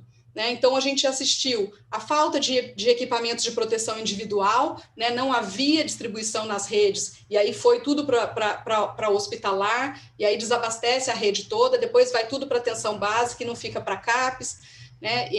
Essas questões não estão resolvidas até hoje, né? Algumas questões foram resolvidas, outras não. Também os centros de atenção psicossocial não foram, nem atenção básica, reconhecidos na sua necessidade de incorporar equipamentos às suas novas ofertas de cuidado. Então, tem serviço que só tem telefone que não liga para celular. Né? Assim, a nossa população, quando tem telefone, é celular. Né? Então, a gente não consegue falar, porque os serviços só ligam para fixo. Então, né? Não tem conexão de internet no serviço. E aí, quando os gestores fazem a solicitação desses equipamentos, as secretarias de saúde têm dito, não, isso não é equipamento essencial. Né? Sim, hoje a inclusão digital é um direito essencial. Né? Sim, para garantir a continuidade do acompanhamento de pessoas que têm agravamentos importantes a serem continuados, né, no seu acompanhamento, precisa ter telefone, precisa ter internet, precisa ter, né, acesso à rede. Acho que uma grande surpresa para todas as equipes e que acho que talvez abra aí brechas para que a gente consiga avançar, é que é um certo susto quando as equipes se deparam que não estavam nos territórios, estavam todas dentro do serviço, né, fazendo atendimentos que eu vou chamar de grupais, porque não são atendimentos coletivos, são atendimentos grupais, né, não territoriais, e que a oferta a ser sustentada faz uma guinada dos serviços para ambulatorização, para medicalização e para medicamentalização enquanto resposta. Né? Isso é bastante assustador. Né? Como é que muito rapidamente a gente diz que o essencial para as pessoas é o fornecimento de remédios. Né?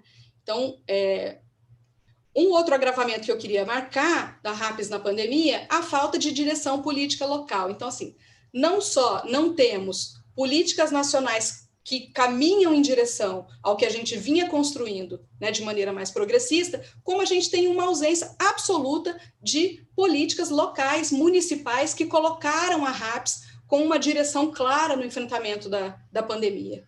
Né? Então, gestores todos muito calados e cada equipe por si desenvolvendo estratégias que entenderam, às vezes no mesmo município, às vezes no mesmo bairro, né? As equipes, cada uma por si, resolvendo o que ia fazer, o que não ia fazer, quem que ia para casa, quem que não ia para casa, porque não tinham nenhuma orientação política e não tenho visto nenhum plano de contingência, nenhum plano, né, de políticas municipais apontarem qual é a direção da rede de atenção psicossocial. Acho que, então, a gente está num momento de, mais do que pensar, organizar a RAPS que nós queremos desde já. Quando a gente é subfinanciado, a gente também não é muito vigiado e a gente tem mais liberdade. Então, acho que convocar um pouco nesse sentido, que o nosso... eles têm medo da liberdade, mas talvez eles não tenham tanto medo de nós. E que a gente possa usar esse espaço como uma oportunidade de reinvenção e de superação, né, desses velhos desafios que já estavam postos.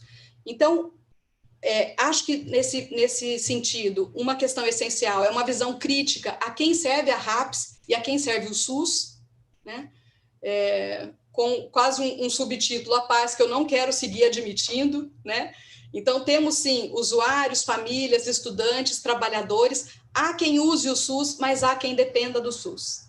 Né? E quem depende do SUS é uma população 80% negra.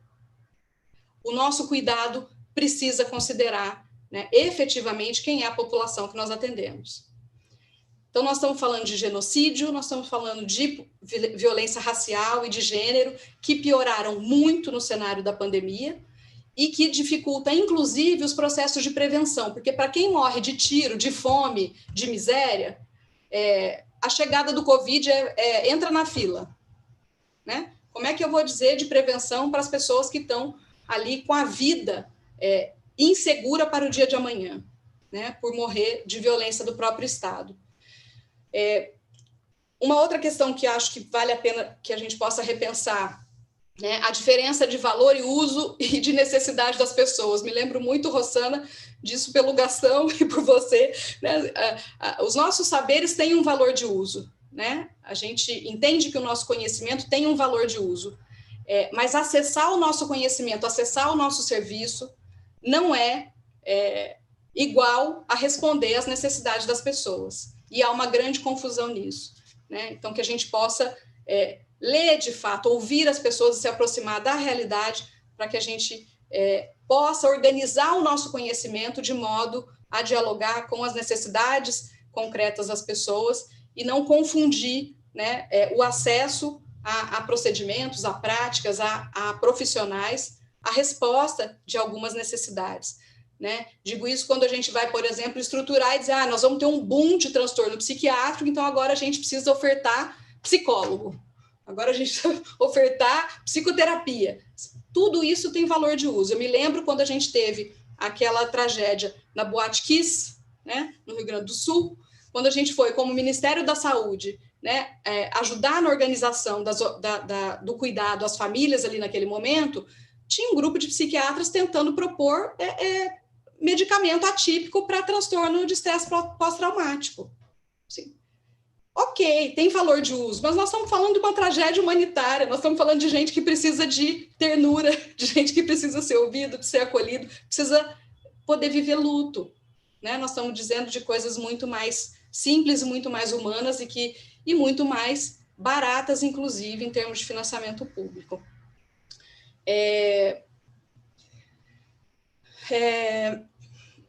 Acho que eu quero ressaltar, né, uma indicação que o Boaventura de Souza Santos faz, né, quando nomeia de Sul, né, um tempo, um espaço político, social, uma metáfora, né, de um sofrimento injusto, advindo da exploração capitalista, da discriminação racial e sexual, e ele vai chamar nossa atenção para a falta de mediação, né, que tanto a política, né, quanto a intelectualidade tem feito com relação às necessidades reais, né? Então, convocando aí no enfrentamento de 3 modos de dominação principal, que são o capitalismo, o colonialismo e o patriarcado, né, que podem se impor pela força ou pela astúcia, né?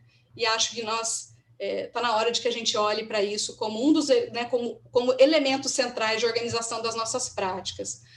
A quarentena, ela é discriminatória, né, ela é possível para alguns, né, ela é muito mais vulnerabilizadora para outros, né, e nós já temos estratégias inventivas que nos ajudam a olhar no sentido de reconhecer os saberes comunitários, os saberes populares, os saberes dos movimentos sociais, da reconexão com a ancestralidade, para devolver para a comunidade, né, os modos de cuidar que não estejam capturados por essas forças e por esses mecanismos.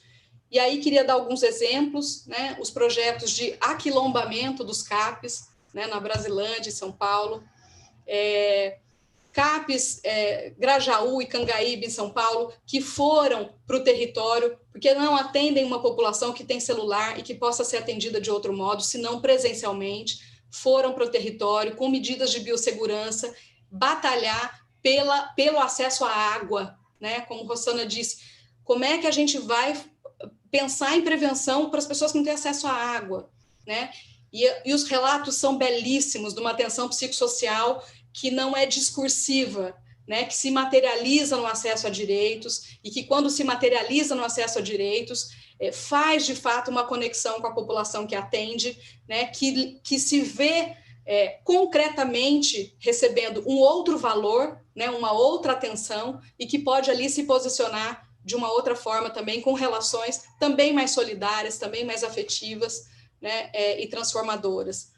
Grupos de WhatsApp com adolescentes por CAPs infanto-juvenis que tem acontecido, uma comunidade no Rio de Janeiro que uma senhora não tinha possibilidade de fazer comunicação e ela não podia sair de casa, ela tinha muitos riscos, né, de agravamento.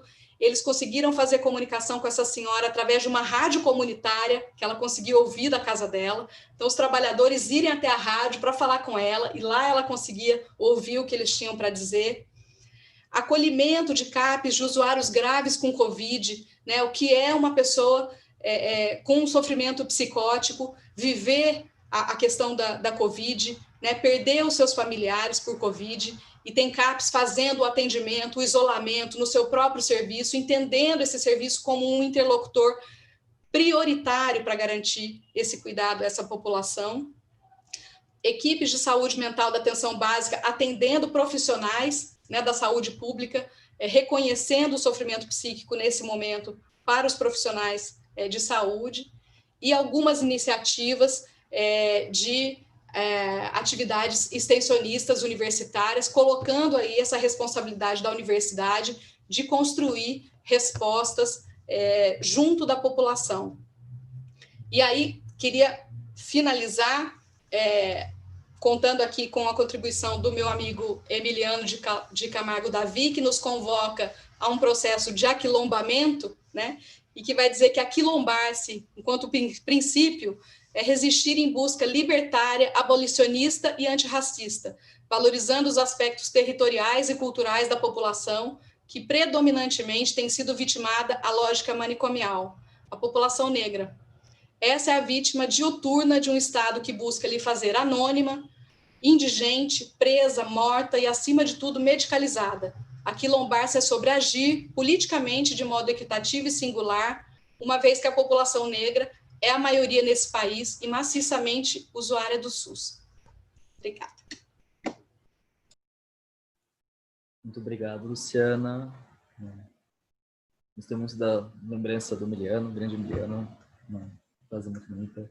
Acho que é super importante, né, justamente isso que você colocou, da gente pensar em interseccionalidade da produção de saúde mental, num país que nem o Brasil, né, que os manicômios, eles tinham uma cor específica, né, não eram todos os corpos que estavam lá dentro, eram corpos específicos, né. A professora Raquel Gouveia, no Rio de Janeiro, ela sempre comenta muito isso, né, que tem um tanto do manicômio que lembra toda a nossa história de escravatura, né. A gente teve algumas perguntas, né, que eu queria compartilhar com vocês. A Hilda Gitz perguntou, né, a professora Luciana trouxe a democracia. E uma pergunta que tem me feito ultimamente: é possível uma sociedade se dizer democrática se a maior parte do seu povo não sabe o que o termo significa? Né? A Helena Maria Ramos dos Santos falou: infelizmente, os conselhos de política sobre drogas estão todos tomados pelo conservadorismo e a maioria dos conselheiros apoia essa política de retrocessos. O Paulo Toledo colocou aqui: meu trabalho exige articulação interseccional com CAPS, e é muito difícil promover o acesso das pessoas a usuários que não têm condição de ir até a instituição. Com a pandemia do Covid piorou, né? Que eu acho que é uma coisa que todas as professoras trouxeram, né?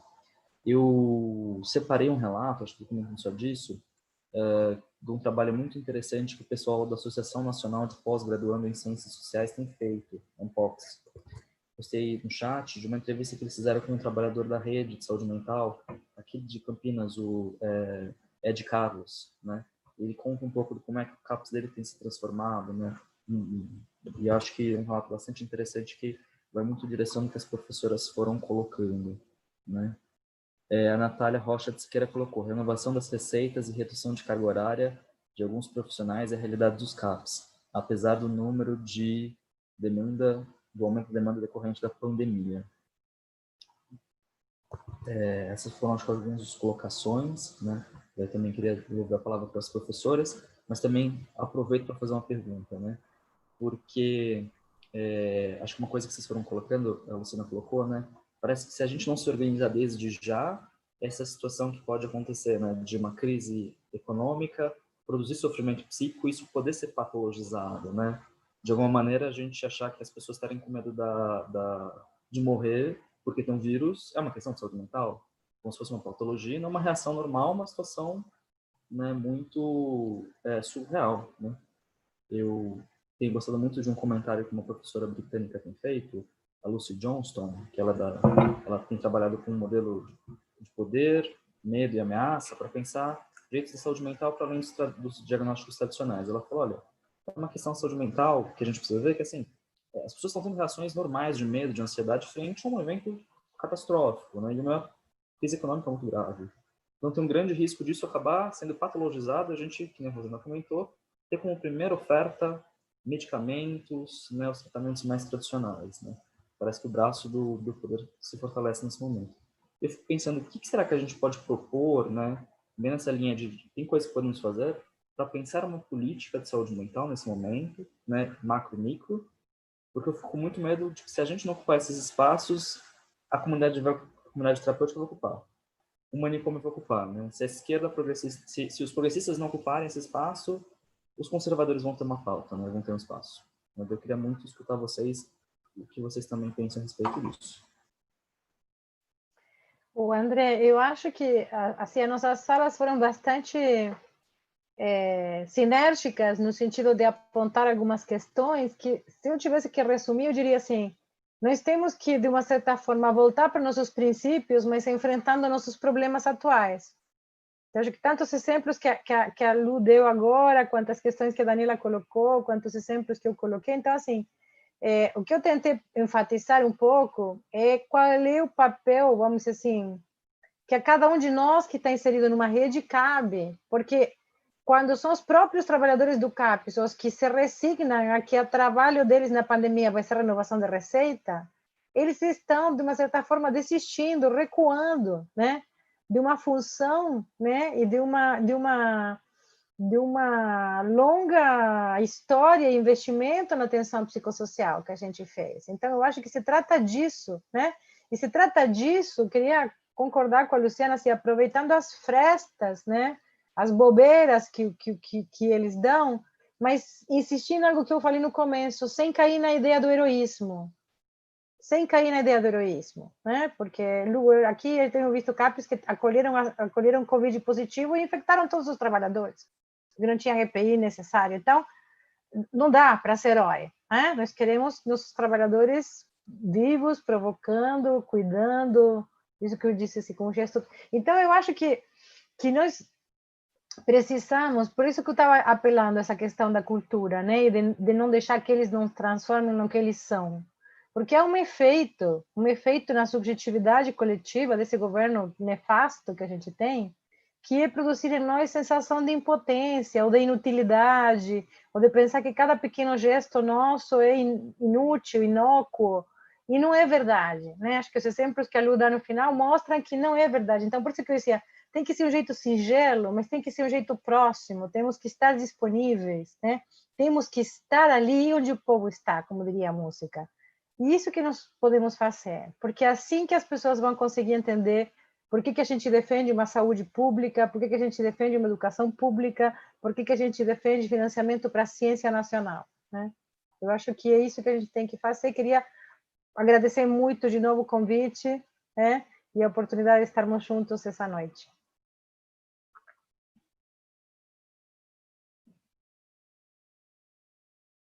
Bem, queria colocar, então, na continuidade aí do que a Rosana já refletiu, que, primeiramente, há um desafio muito grande mesmo dessa resistência à patologização, esse movimento de patologização da vida cotidiana, de certa forma, já está dado muito antes dessa situação da pandemia, né? Mas com o agravamento do sofrimento que essa situação tem trazido, e com essa questão do afastamento social, me parece que ainda há uma tendência maior de produzir essa patologização. Então, realmente, eu acho que isso é uma questão para se estar atento, se estar problematizando e buscando alternativas. Me parece aí que uma questão já foi dito, né, pela Luciana, pela Rosana, como uma equipe busca formas alternativas de estabelecer esse contato, essa aproximação e tudo isso, né? Porque realmente é muito desafiador nessa situação em que a gente tem vivido. Agora, de qualquer maneira, eu queria chamar a atenção para uma questão que é a questão do cuidado do cuidador. Eu acho que tem uma situação aqui muito séria do quanto que as equipes que estão à frente de toda essa situação têm se exposto e sofrido nesse momento.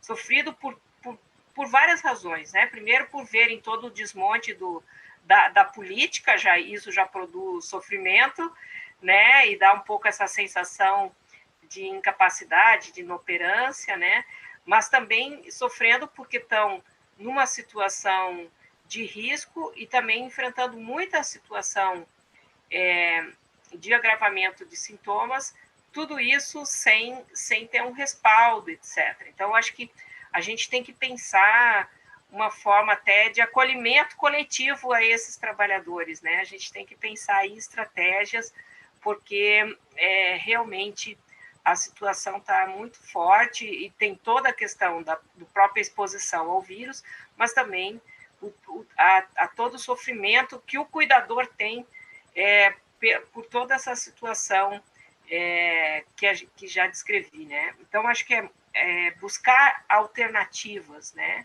Buscar novos caminhos, ver pequenas saídas é fundamental, né? A gente tem discutido muito, por exemplo, na Abrapep, alternativas ligadas a formas de promoção de saúde, a produção de vida, né? Então, linkar com questões de cultura, de arte, promover ações que tirem a pessoa do seu casulo, né? Então, tanto isso para os usuários, quanto também sessões de acolhimento, sei lá, terapia comunitária ou qualquer coisa assim, em que a gente possa fazer para os cuidadores. Então, acho que a gente vai ter que construir movimentos para cuidar dos cuidadores e também pensar alternativas de promoção de saúde com as pessoas que estão nessa situação de sofrimento. Acho que é um desafio e a gente tem que ver formas de estar construindo isso. Queria também agradecer aí ao espaço dado pela Brand, essa parceria aí com a Rosana, com a Luciana. Acho que foram reflexões bem profundas até, né, sobre este cenário, e é um prazer ter estado aqui. Vou aqui dar continuidade, né? Essa questão que André colocou da reação normal, né?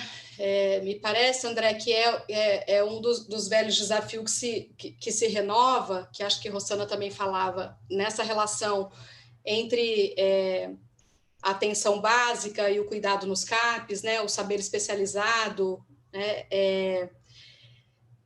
E que com essa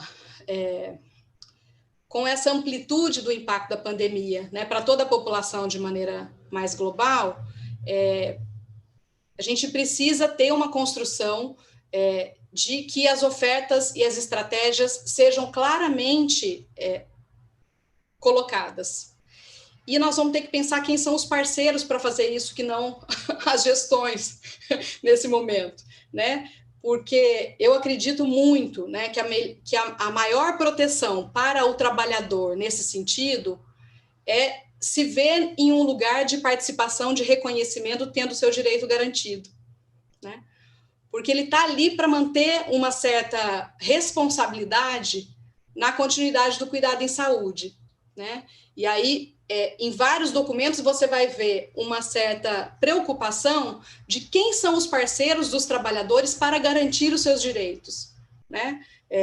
São os sindicatos, são os lugares, os territórios onde se inserem, né, que vão ajudar a cobrar tanto do equipamento quanto das melhores orientações para que o cuidado tenha continuidade. Então, me parece que para o trabalhador a maior proteção é a sua possibilidade de participação, é a sua possibilidade de efetivar o cuidado, né, e ter também os seus direitos garantidos, né? Porque a questão dos direitos está muito mais presente para o trabalhador, né, embora haja uma perda considerável, do que para os nossos usuários do SUS, né? Então, eu volto na questão da democracia, né, que a colega, eu não anotei o nome, coloca, né, o quanto é difícil falar em democracia vivendo tudo que a gente está vivendo. E, às vezes, com os nossos usuários, eu brinco assim, direito parece a música do Zeca Pagodinho, sabe, assim, nunca vi nem comi, só ouço falar do caviar, sabe? Direito? Que papo é esse de direito? Está perdendo direito aqui, nunca chegou, né? Então, assim, para os problemas da democracia, só mais democracia, não tem outro caminho que ajude, né, os problemas que a gente ainda vive na democracia. E a vivência de perda de direitos para os trabalhadores pode ser um mecanismo, sim, de luta que os aproxima dos usuários, né? E que não descolhe essa responsabilidade de continuidade do cuidado, né, a sua garantia de proteção.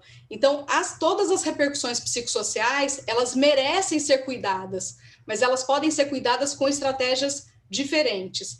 E aí eu queria finalizar dando um exemplo, né, de uma iniciativa já de muito tempo que foi iniciada no Zimbábue, que foram os bancos da amizade, né, para cuidados de pessoas com depressão e com um impacto brutal na redução de suicídios, né, e nos prognósticos ruins de depressão, né, onde se fazia um treinamento das avós que iam para o banco acolher as pessoas, né? Então, tem uma fala linda, né, de uma idosa de 72 anos que dizia assim, encontro pessoas com HIV, viciadas em drogas, pessoas que sofrem de pobreza e fome, casais infelizes, idosos solitários, mulheres jovens, solteiras e grávidas. Independente da história ou das circunstâncias, eu começo a minha sessão sempre do mesmo jeito. Eu me apresento, digo qual é o seu problema, me conta tudo e eu vou tentar te ajudar com as minhas palavras, né? Se a gente é capaz, né, de oferecer e impactar uma realidade brutal, né, de suicídio, de depressão, né, com as avós disponibilizando o seu conhecimento, o seu cuidado, a gente é capaz de muito mais num país que tem os recursos que nós temos. Então, como diz Ariano Suassuna, eu sou um otimista, um realista esperançoso. Eu estou realista e esperançosa. Acho que dá para a gente fazer aí umas limonadas ou umas belas caipirinhas, porque eles deveriam ter mais medo de nós.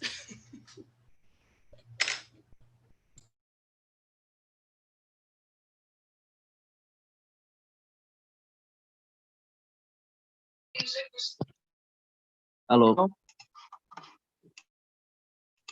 Alô? Oi, gente? Eu tô sofrendo com a instabilidade da internet. Batendo vento.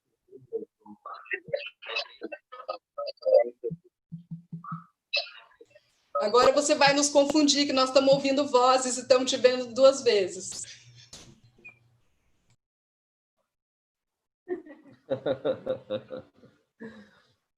Bem, não Tchau, sei se gente.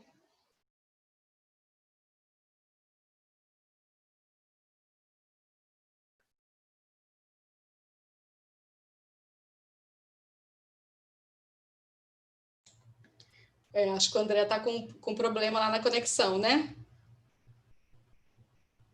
Ficou sem microfone, Rô, você. Não, acho que a transmissão já fechou, não fechou? Não, ainda tá, mas eu acho Ainda que, tá. de certa forma... acho que ele vai conseguir continuar. Já nos... Então, vamos dar tchau. Talvez o pessoal da Irá aí possa nos...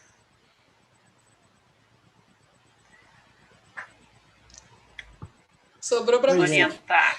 Não, então tá ótimo. Eu acho que o professor André realmente está tendo um problema, mas eu acho que estava na fase final, né? Já está para encerrar mesmo. Então é isso, agradecer a vocês, a oportunidade da Irá estar presente numa discussão tão rica, tão importante, só para vocês saberem, né?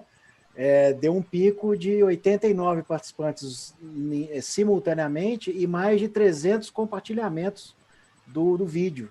O que Olha que legal. Que é uma turminha bem bacana aí. Tá Ótimo, obrigada, gente. Boa noite, muito meninas. Obrigado. Ótimo boa noite, é um prazer estar com vocês. Rosana, Lu, até mais. Tchau, tchau. Adeus, galera aí. Muito boa noite. Força Obrigada pela